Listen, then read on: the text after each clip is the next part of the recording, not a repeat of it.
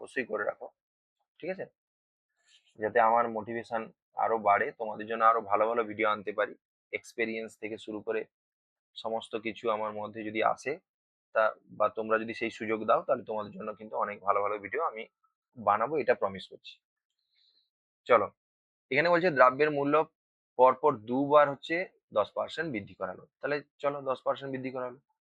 10% পরপর যদি আমরা দুবার 10% বৃদ্ধি করাই, তাহলে আমরা বলেছিলাম কত বাড়বে, সমতুল্য 10 গুণিতক 10 আগেরটার মতো, মানে এটাকে সরল করলে 21% বাড়বে।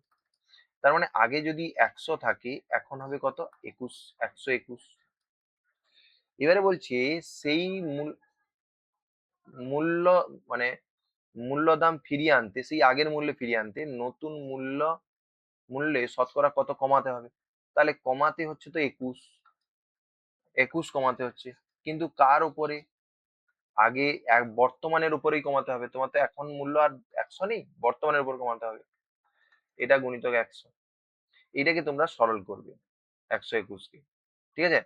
সরল করলে তোমাদের এইটা হবে, অ্যাকচুয়ালি এইটাকে সরল করলে তোমরা 120 আর 20 ভেবে নাও, ভেবে নিলে কত হচ্ছে, 1/6 হচ্ছে।